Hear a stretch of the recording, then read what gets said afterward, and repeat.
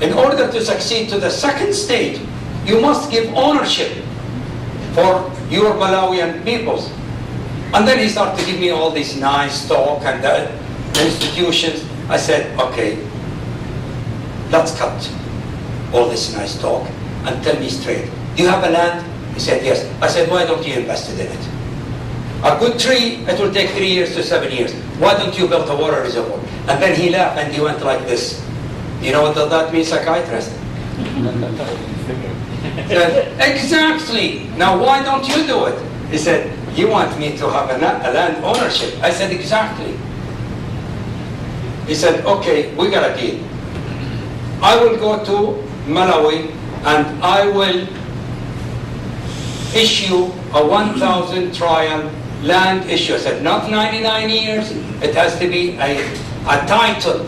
And I need to see it in my eyes in the newspaper, not an email from you. Guess what? A few months later, he said the program was so successful, we have 10,000 Malawian family, they have 5 acres each family, land ownership. I said, because it takes 3 to 7 years to grow a good tree. We're not going to do that in your government land with all your institutions and constitution. We need land. Give it to me so my children could inherit it.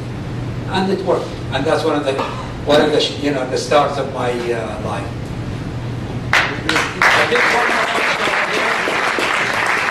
Don't back up. Go on, don't back up. Well, I'm a layperson, so excuse me. Perhaps I'm not educated, obviously. All their expertise. What about microfinancing?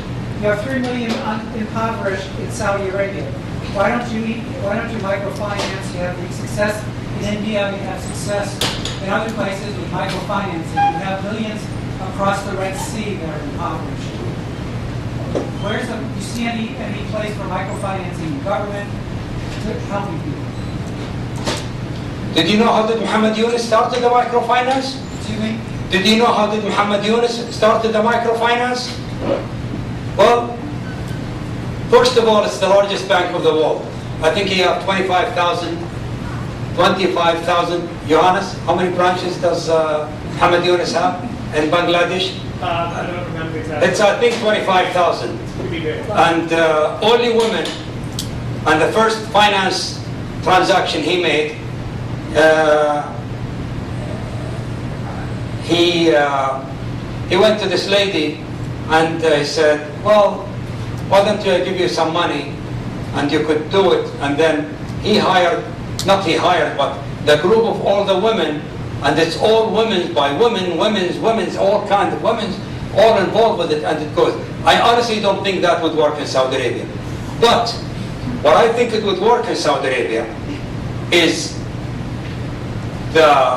if we go to the families in the Red Sea and we said, okay, we will lend you $30,000 and here is a plan. We go to the University of Arizona, and I didn't receive it yet, but this gentleman here, I have all the witnesses here. This gentleman here, sorry, okay, it's in the house. He will give me a plan, the whole plan of how to do a greenhouses for $30,000.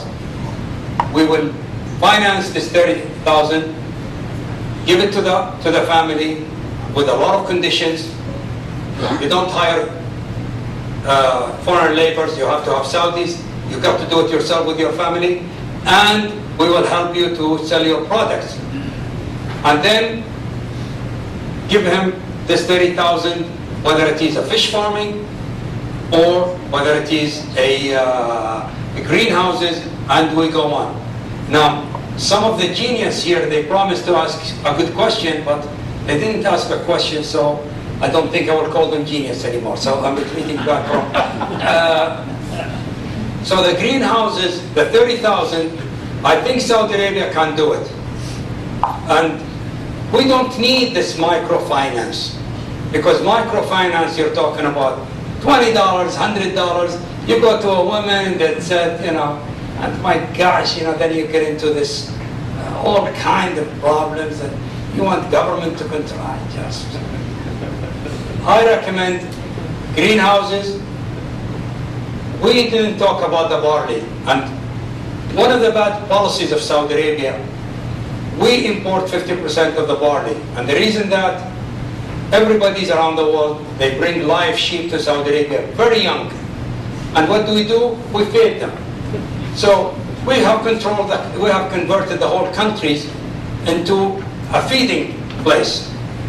I had a big argument with a good friend of mine, which is the Minister of Agriculture. You could see it in the web if you go to my website, www.tfrasheed.org. And when the microphone shut off, he said, "What do you mean, Turkey? You want?" I want what I want is Saudi Arabia should finance only the producer of sheep in Saudi Arabia. And he laughed at me. He said, does the sheep have a tag? This is a Saudi sheep, this is non-Saudi sheep. I said, hey, don't play with me. In the port of Jeddah and in the port of Dammam, there is no sheep grower there. All are there is trader. They bring them with ship and they feed them. Where is all the sheep? Is in the north of Saudi Arabia and the south of Saudi Arabia.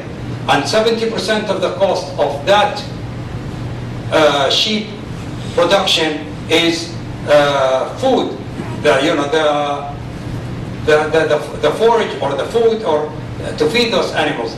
And that's the one you give them subsidies. You don't give a trader who bring a shipload of 1 million sheep, very young, and you feed them. So I hope I answered your question. Thank you very much.